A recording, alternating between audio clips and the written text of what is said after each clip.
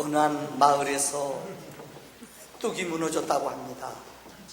여러분, 시골에서 뚝이 무너지면은 1년 농사진 거 다 망가지지 않겠습니까? 그래서 마을 외관에 사람들이 모였어요. 모여서 이 뚝을 빨리 재건해야겠다, 다시 만들어야겠다. 사람들이 회의가 벌어졌습니다. 근데 회의를 벌이는데 사람들이 인력도 필요하고 또 짐승들도 필요한데 어떻게 했으면 좋겠는가? 딱 그들이 이런 의견을 내놨어요. 어떤 사람이요, 수레가 2개인 사람은 수레 하나 내놓고 소나 말 이 2마리인 사람은 좀 1마리를 내서 일하게 하고 돌려줍시다. 그러니까 사람들이 다 박수쳤어요. 좋다고. 근데 사실 그 가운데는 소나 말이 수레가 2개인 사람은 아무도 없었어요. 근데 어떤 가난한 농부가 2 손을 들더니 제가 안건이 있습니다. 저는 수레나 소나 말이 없으니까는 나는 닭이 우리 집에 2마리가 있는데 내 거 1마리는 일하는 사람들을 위해 내놓겠습니다. 내가 제안합니다. 일하려면 사람들에게 먹을 거 필요한데 닭이 2마리인 사람들은 1마리를 내놓는 것을 제안합니다. 아무도 박수를 안 쳐요.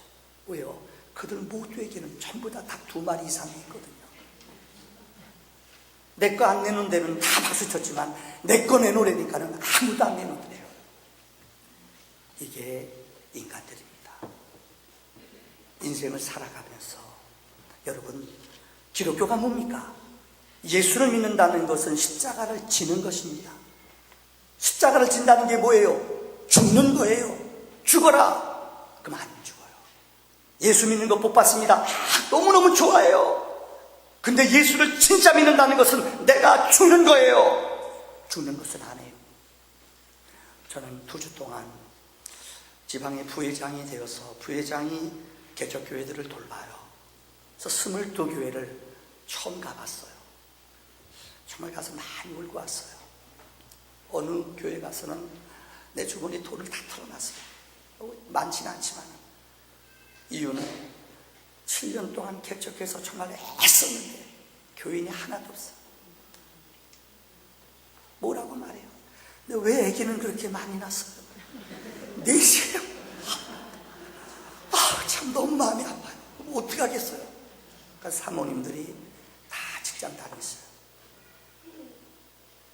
어떤 분은 아이가 장애자인데 이번 연말에 병원에서는 수술을 받아야 된대요.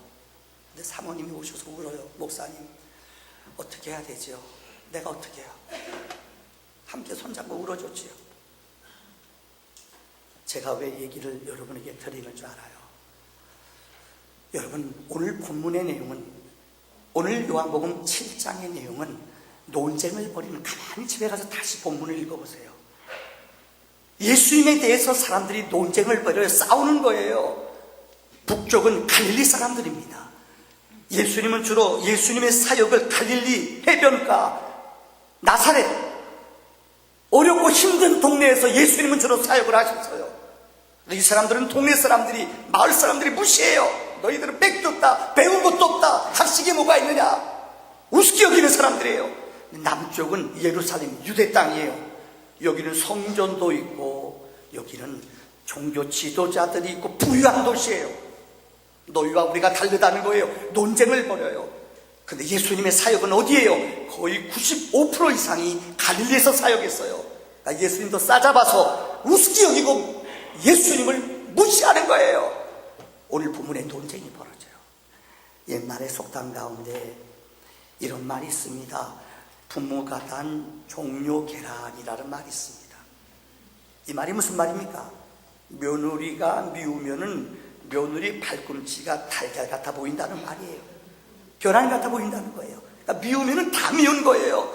이 남쪽 사람들이 이 북쪽, 예수님이 왜 북쪽에서 사용되느냐, 예수님의 갈릴리 예수, 나사렛 예수 무시하는 거예요. 왜 오늘 이런 분쟁과 미움과 시기가 있었는가? 오늘 본문의 말씀을 통해 3가지로 은혜를 나누려고 합니다. 첫째는 믿음의 장애물이 오늘 본문에 2가지가 나옵니다. 신앙생활 하면서 우리에게 장애가 있어요. 그 중에 하나가 바로 편협한 의식이에요. 편견이에요. 여러분, 수수께끼 하나 낼게요. 우리 인간의 마음에는 사람들에게 두 가지 개를 키운대요. 혹시 아세요, 여러분? 하나는 편견이라는 거, 하나는 선입견이란 개견차예요. 인간은 두 가지의 개를 키운대요. 하나는 편견, 또 하나 무슨 견이요? 선입견. 우리의 생각과 우리의 사고로 먼저 무엇을 보는 거예요. 자, 그러면 물어볼게요. 이번에 퀴즈입니다. 맞히는 분 상을 드리겠습니다. 편견과 우리 마음속에는 선입견을 잡아먹는 개가 있대요. 어떤 개가 좀 길어요. 오늘 보니까는 아무도 못 맞히게 생기셨네요. 고민하지 마세요. 백문이 불여일견. 아무리 여러분 봐야지. 여러분, 듣는 것 가지고는 몰라요. 오늘 본문에 예수님에 대해서 섣불리 하는 사람들이 선입견과 편견을 가지고 예수님을 우습게 하는 거예요. 어떤 젊은이가 아마 얘기 들어보셨을 거예요. 알프스 산맥에 등산을 했습니다. 근데 등산하는데 오늘 보니까 우리 자매 한 분이 미국 친구를 데려왔어요. 그 친구한테 물어봤더니 알더라고요. 여러분, 영어로 이 독극물이라는 게 있어요. 독극물이라는 게 영어로 PI. 여기 보면은 보세요. 띄워주실래요? 네, 여러분 보세요. 포이즌이란 말이에요. 근데 미국의 청년이 여행하는데 알프스 산맥을 넘어가는데 물가가 좋잖아요. 너무 신이 나서 목욕도 하고 물도 꿀꺽꿀꺽 마시고 내려왔어요. 근데 거기 팻말에 써있는 글씨가 포이즌, 뭐예요? 독약이에요. 이 친구가 그 글을 보고 깜짝 놀라가지고 그냥 머리가 벼랑간에 아파요. 뒤통이 생기는 거예요. 막 구역질이 나요.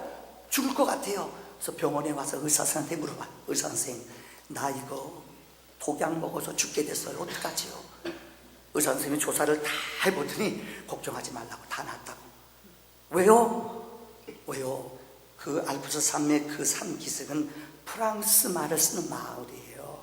근데 거기에 여러분 알다시피 여기 S 하나가 POISS 들어갔잖아요. 이거는 프랑스 말로 낚시 금지라는 말이에요. 근데 이 미국 청년은 이 S자 하나 안 보고 여러분 포이즌이라는 거 보고선 독약인 줄 알고 죽는 줄 알았어요. 의사 선생님이 당신은 이제 살았습니다. 이 말을 듣자마자 두통이 다 났대요. 토하는 것도 다 끝났대요. 이게 인생이에요. 유대인들의 교육이 왜 기적이 있는 줄 알아요? 왜 유대인들이 세계에서 노벨상을 22.5% 받았는 줄 알아요? 그들은 어릴 적부터 태어날 때 부모님이 자녀에게 분명히 가르치는 게 있어요. 너는 하나님의 걸작품이다. 너는 하나님의 위대한 일을 한다. 너는 하나님의 사람이다. 부모님의 유대인들의 교육이 밥상머리 교육이에요. 그들과 대화를 많이 나누는데 그 중에 가장 위대한 대화가 뭐냐? 아이들의 길을 살려주고 하나님의 위대한 작품, 하나님의 꿈을 이루는 사람임을 격려하는 축복의 말을 많이 한다는 거예요. 이게 기적이에요. 신앙생활하면서 여러분, 남쪽 사람들은 이 북쪽 사람들을 갈릴리 사람 나사렛 예수 우습게 알았어요. 예수의 말, 예수의 능력, 표적, 그들은 머릿속에 이미 편협한 생각, 자기네들의 이 생각 가지고 그 예수의 이적과 표적을 하나도 인정하지 않으려고 했다는 거예요. 두 번째는 우월의식이라는 게 있어요. 편협한 의식. 두 번째는 우월의식이에요. 오늘 본문의 말씀을 보면은 네 가지로 그들의 우월한 의식이 기록되어 있습니다. 첫째는 바로 출생 선분. 요한복음 6장 40절에 보면은 예수님을 향해 그들이 뭐라고 말했는가?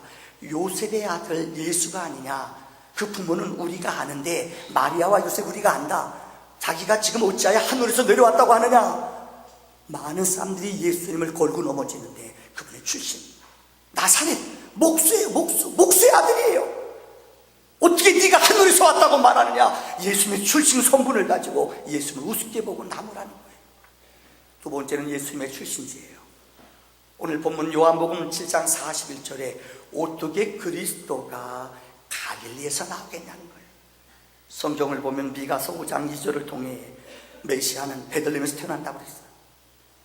또 예수님의 사역은 유대인들의 생각은 종교 지도자들이고 영적인 지도자들이 있는 유대 땅에서, 예루살렘에서 주로 이런 사역을 할 줄 알았어요. 근데 우리가 알다시피 예수님의 사역은 거의 대부분이 북쪽, 빼곡고 스펙없고 아무도 알아주지 않은 버려진 사람들, 그들과 함께 먹고 그들과 함께 살았다는 거예요. 어떻게 그리스도가 갈릴리에서 나오냐는 거예요. 세 번째는 학력을 말해요. 요한복음 7장 15절에 보면은 예수님을 향하여 남쪽 유대인들이 뭐라고 말했는가? 이 사람은 배우지 아니하였다. 어떻게 저 사람이 글을 아느냐? 가말리엘 문화나 어떤 유명한 학교를 나온 적도 없어요. 예수님은. 그들은 예수를 향하여 무시하는 거예요. 배우지도 아니하고 글도 모르는 자가 어떻게 메시아라 말할 수 있느냐? 예수님 무시하는 거예요.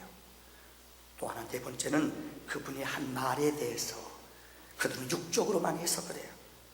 요한복음 6장 52절 예수님 말씀했어요. 인자가 살을 우리에게 주어 먹게 하겠느냐? 여러분, 인자의 살을, 예수님의 살을 떼주며 이것은 생명의 떡이다, 그들은 이해를 못해요. 육적으로만 이해하는 자들, 예수가 누구인지 알지 못하는 자들은 예수님이 떡을 떼주며 이 살을 먹어라, 이걸 먹는 자가 영원한 떡을 먹는 것이다, 이해를 못했다는 거예요. 요한복음 7장 34절에 너희가 나를 찾아도 만나지 못할 터이요 나 있는 곳에 너희는 오지 못하리라. 요한복음 14장 1절에 예수님 말씀하셨지요. 너희는 마음에 근심하지 말라. 하나님을 믿으니 나를 믿으라. 내가 아버지 집에 올라가 너희의 있을 집을, 처소를 다 내가 준비하면, 예비하면 내가 다시 너희에게로 와서 나 있는 곳으로 너희를 데려간다고 그랬어요. 그들은 천국을, 영원한 세계를 알지를 못해요. 육적인 이 땅에 보이는 집, 이 땅의 장막만 이해하고 있어요. 그러니까 그들이 이해하지 못하는 영적인 세계를 보지 못하는 그들, 영원한 천국을 알지 못하는 그들, 내가 너희에게 나 있는 곳으로 데려가겠다는 말, 이들은 전혀 이해를 못했어요. 여러분, 그러니까 논쟁이 벌어지고 예수님의 말씀에 계속 돌을 달며 싸움이 벌어졌다는 거예요. 큰 두 번째로, 오늘 본문은 우리에게 거룩한 선택을 이야기하고 있습니다. 오늘 본문 읽어드린 48절의 말씀, 헬라어 성경을 보면 더 이해가 쉽게 돼요. 우리 번역보다 헬라어 성경은 이렇게 기록되어 있어요. 당국자들이나 바리새인 중에 그를 믿는 자가 있느냐? 이 48절과 50절에 보면은 중에라고 우리말은 번역했어요. 근데 헬라 말로는 에크라는 말이에요. 무슨 말이고 하면은 그 중에 50절도 말씀이고 그 중에 한 사람, 이 중에라는 에크라는 헬라어 단어는 원천, 기원, 중심, 이 말의 뜻은 중심 세력에서부터 그분이 나왔다는 거예요. 그 기득권을 포기하고 그 중에서 나왔다는 말을 사용할 때 에크라는 말을 사용해요. 더 쉽게 표현할게요. 일제 때 여러분, 일본 사람들이 우리를 참 억압했죠. 그래서 우리의 어를 뺏기 위해서 우리의 글도 배우지 못하게 하고, 우리 정신을 빼앗기 위해서 여러분, 백두대간에다가 그들이 엄청난, 우리 백두대간, 우리 정신, 민족성을 말살한다고 그곳에다가, 백두대간에다가 그 철심을 다 박아놨어요. 상시개명. 여러분, 우리 말을 못 배우게 했어요. 그리고 더 무서운 것은 매 시간마다, 여기 어른이들 학교 다닐 때 여러분, 모든 학생들, 전교생들 아침에 학교 오자마자 전교생을 운동장에 다 집합시켜 조회를 해요. 그래서 일본 초남을 향해, 남쪽을 향해 아마테라스 오미카미 핫하면 전부 다 엎드려 절해요. 어느 누구도 그 앞에 저항하는 사람 없었어요. 그런데 안희숙이라는 사람, 여러분, 죽으면 죽으리라 글 쓴 목사님, 나중에 사모님이, 이분은 처녀 선생이었어요. 이분은 일제가 절할 때 절하지 않았어요. 참 대단하죠. 강단이 있었어요. 그래서 잡혀 들어가서 어느 때 그분이 글을 보면 옷 벗김 당한, 처녀인데 옷 벗김 당하면서 무지무지한 고문을 당했대요. 여러분, 에크라는 단어는 다 굴복하지만 그 중에서 굴복하지 않고 타협하지 않고 그 공동체에서부터 나왔다는 말, 이걸 에크라는 단어를 사용해요. 믿음 생활한다는 것은 어떻게 보면 에크입니다. 여러분, 노아 시대 때 방주를 지어요. 모든 사람들은 평안해요. 날씨가 좋아요. 왜 쓸데없이 방주 짓냐고 사람들이 조롱했어요. 근데 성경에 노아는 120년 동안, 그것도 하나님이 어디다가요? 산 중턱에다가, 산 아래 바닷가라면 이해가 돼요. 산 중턱에다가 하나님이 방주를 지으라고 말했어요. 세상 사람들이 조롱해요. 너 미쳤다. 이렇게 좋은 세상, 살기 좋은 세상, 너 미쳤냐? 너 이거 뭐 하는 거냐? 다 손가락질했어요. 근데 노아는 그들의 말을 듣지 않았어요. 하나님의 음성을 들으며 하나님의 약속을 믿으며 방주를 120년 동안 다 지었어요. 120년 지은 후에 성경은 말해요. 하나님이 지구를 둘러쌌던 워터충, 물충이 있었어요. 이것을 하나님이 부수셨어요. 물이 이 땅에 40일 동안 내렸어요. 아세요? 방주 위에, 이 방주 위에 이 노아의 배만 떠돌아다녔어요. 이 땅의 모든 가축들, 생명들은 다 죽임을 당했어요. 그때까지 세상 사람들은 몰랐어요. 노아가 행하는 일, 노아가 살아가는 일, 그들은 놀고 먹고 즐기자는 거예요. 이렇게 좋은 세상 쓸데없지 뭐 하냐는 거예요. 이게 에크예요. 모세가 여러분 바로의 공주로 자라납니다. 바로의 공주의 아들로 자라납니다. 그는 왕자의 권위와 능력을 지녔어요. 근데 그 어머니로부터 너는 히브리 사람이라는 의식을 배웠어요. 근데 성경은 말해요. 히브리서에 말하기를 모세는 자기 동족이 고난당하는 것을 보고 의분 참지 못해요. 그래서 애굽 사람을 죽이고, 여러분 자기가 히브리 사람인 걸 고백해요. 그리고는 믿음으로 광야에 나가 백성들과 함께 고난받기를 즐겨했다고 해요. 여러분 성경의 신약 성경에 바울을 기억하세요. 그는 사울 큰 자였어요. 예수를 믿고 그는 바울 작은 자가 됐어요. 그는 가만히만 있으면은, 여러분 로마 사람이에요. 유대인이지만은 힘 있는 권력 있는 사람이 가진 상징 로마 시민권이 있어요. 가말리엘 문어, 베냐민 지파 사람, 율법의 완전한 자예요. 가만히 있으면 기득권을 갖고 사는 사람이에요. 근데 그가 주님을 만났어요. 그리고 나 자기 믿음을 카밍아웃, 나는 하나님을 믿는 사람을 고백해요. 동족들로 배신자로 찍혀요. 이게 에크라는 거예요. 오늘 우리가 읽은 말씀, 니고데모라는 사람이 나옵니다. 니고데모는 이스라엘 사람들 가운데 그 당시에 가장 권세 있고 지배받는, 다시 말하면 지배층, 이 사람을 사내들이 공의, 70명의 사내들이 공의원, 이 사람이 바로 니고데모가 요즘 말로 국회의원이에요. 그런데 여러분 아세요? 자기 신분을 예수 믿는다는 고백하면 그 사람들이 손가락질해요. 너 미쳤냐? 너 미친 사람 아니냐? 근데 오늘 본문에는 니고데모는 자기 믿음을 커밍아웃해요. 이게 무엇이냐? 에크라는 단어예요. 믿음을 고백한다는 것은 이건 쉬운 일이 아니에요. 보통 결단이 아니에요. 능력과 약속을 고백하는 거예요. 전 이것을 여러분에게 5가지로 설명을 드리려고 합니다. 첫째는 숫자가 많고 적음이 진리의 기준이 될 수 없습니다.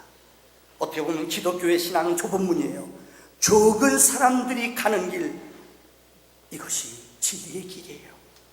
권세 있고 없음이 진리의 기준이 될 수 없습니다. 힘 있고 능력 있는 사람이 천국 가는 게 아닙니다. 어떻게 보면 복음은 가장 힘 없고 눈물 흘리고 약한 자들, 어떻게 보면 그들에게 복음이 더 잘 증거돼요. 권세 있고 없음이 진리의 기준이 아닙니다. 세 번째는, 여러분 소리에 크고 작음이 진리의 기준이 될 수 없어요. 큰 소리 지른다고, 민주주의 잘하는 나라 가보시래도 소리 안 질러요. 또박또박 내 의견 얘기하고 공감하고 이해해요. 소리가 크다고 그게 진리가 아니에요. 여론이 쏠린다고 많은 사람들이 몰려간다고 넓은 문이 반드시 진리가 아니에요. 학식이 많다고 학식이 적다고 이것이 진리의 기준이 되지 않아요. 저는 두 번째 이야기를 제가 이전에 읽은 소설 가운데 아마 여러분에게 얼마 전에 말씀드린 것 같아요. 입센이라는, 헤릭 입센이 쓴 민중의 적이라는 소설이 있어요. 아마 이 내용을 여러분 기억할 겁니다. 노르웨이 작가였던 입센이 쓴 글. 어느 한 마을이 평범한 보통 마을이었는데, 이 마을에서 이 온천이 발견된 거예요. 요즘 말로 대박이에요. 땅값이 뛰어 사람들이 막 도심지에서 몰려와서 그 땅을 사요. 호텔이 지어져요. 길이 뚫려요. 정말 유흥업소들이 막 생겨요. 며칠 사이에 30배나 땅이 뛰었어요. 근데 거기 주인공이 나타나요. 스톡만이라는 이 사람은 여러분 수지를 연구하는 사람이에요. 근데 사람들이 막 마을 사람 들떴어요. 땅 가지는 사람들은 횡재를 얻은 거예요. 너무너무 흥분했어요. 근데 스톡만이라는 그 사람은 이 수지를 검사해보고 연구했더니 이게 문제가 있어요. 이것은 온천으로 합하지 않아요. 더군다나 물이 나오는 배수로가 완전히 오래돼가지고 이것을 바꾸지 않으면 온천물이 우리에게 유익을 줄 수 없어요.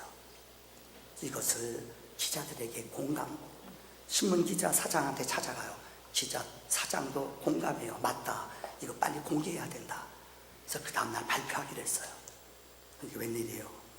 스톡만이라는 이 정의로운 이 수질연구 박사인 스톡만의 형이 피터라는 사람인데, 형은 시의회 의장이에요. 시의원이에요. 권력 있는 사람이에요. 제일 많은 땅을 가졌어요. 이 소식이 들려져요. 그러니까 그는 가서 그날 밤 단판을 절어 신문사 사장을 설득해요. 그래서 그를 권력으로 힘으로 굴복시켜요. 그리고 자기 동생을 정신병자라고 몰아버려요. 그 다음날 아침에 발표하기로 했는데 아무도 신문 기자들이 나타나진 않아요. 언론사에서 아무도 안 와요. 그 사람 미친 사람으로 몰아버려요. 여러분, 그 사람은 모든 사람에게 민중의 적으로 찍혔어요. 이 내용이에요. 마지막에서 이 책은 이렇게 얘기합니다. 여러분, 누가 과연 민중의 적입니까?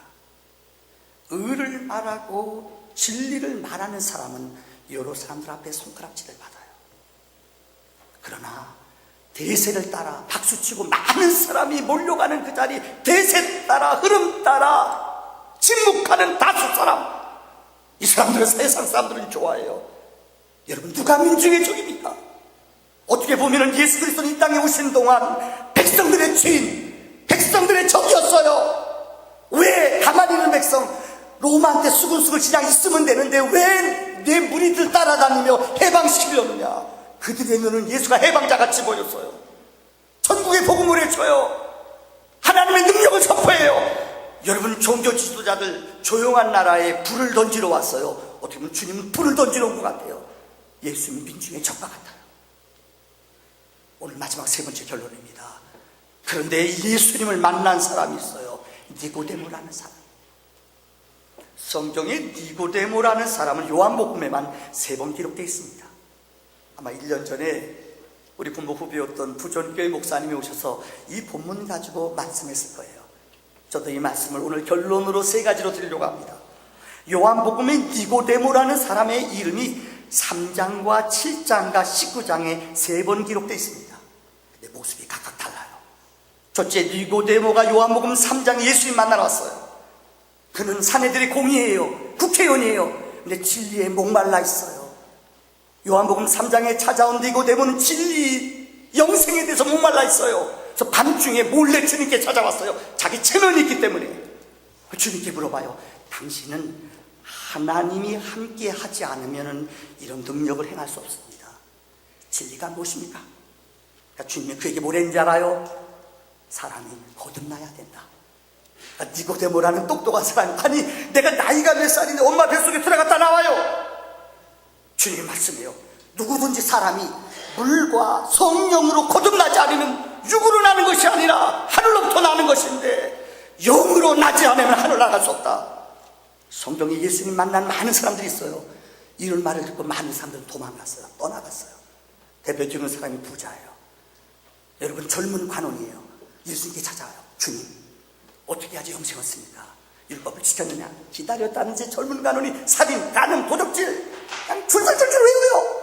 근데 주님은 그 청년의 마음을 알아요. 내게 한 가지 부족한 게 있다. 뭐예요? 네 있는 재산, 너무너무 욕심이 많아요. 이 재산 팔고 내게 와라. 성경은 이 청년은 근심하며 다시 그곳에 오지 않았대요. 그 청년의 이름은 성경에 한 번도 나오지 않아요. 이런 사람이 대부분이에요. 니고데모는 진리에 목말랐어요. 거듭나라, 다시 태어나라, 영으로 나라. 이 말씀을 듣고 7장에 두 번째 나타나요. 오늘 본문 7장 51절의 말씀이에요.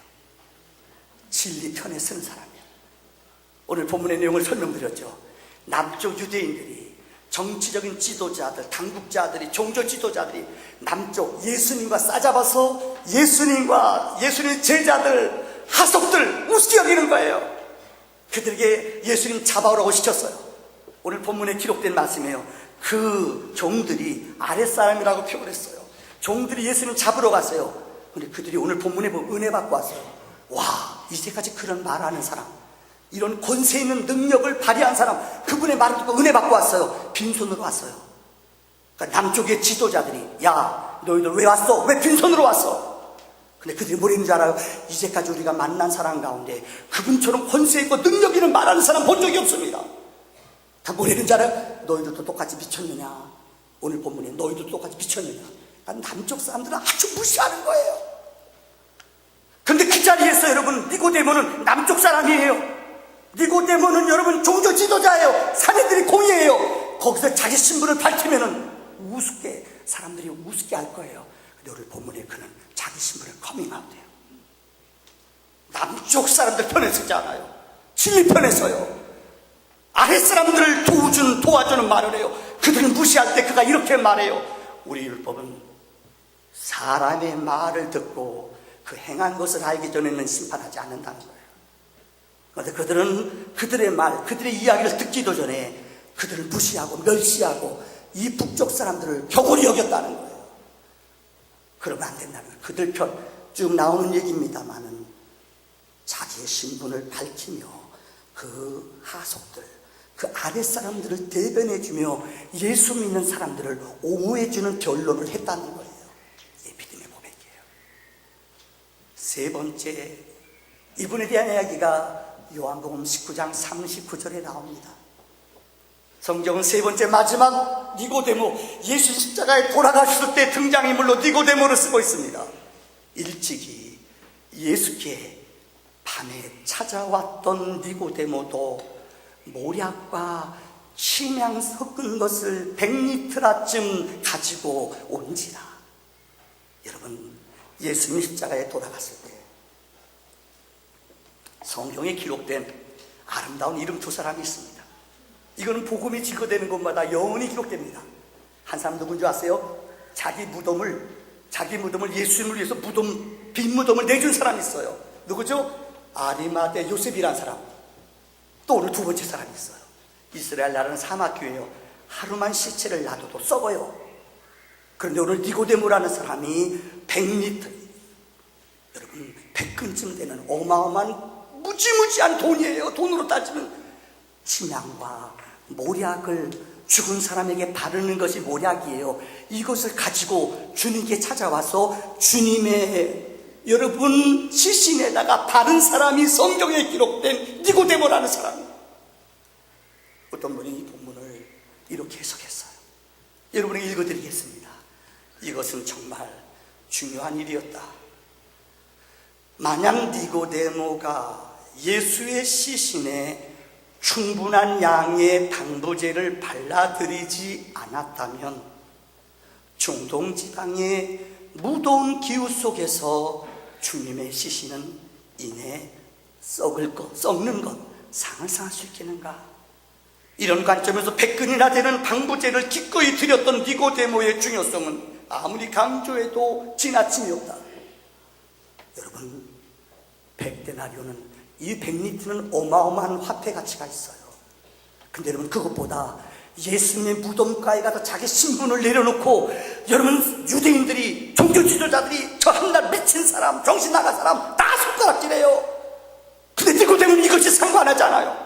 왜요? 그분이 진리인 줄 알았어요. 그분이 생명인 줄 알았어요. 그분이 구원인 줄 알았어요. 그분 앞에 찾아가서요, 자기 귀한 것을 옥합을 깨트린 것처럼 자기의 귀한 재산을 털어 그분의 장례를 예비했어요. 얼마나 모시면 편합니까? 이런 거룩한 생명이 니고데모에게 임하여진 거룩한 은혜가 우리 안에 넘쳐나기를 주의 이름으로 축원합니다. 우리 찬양하며 기도의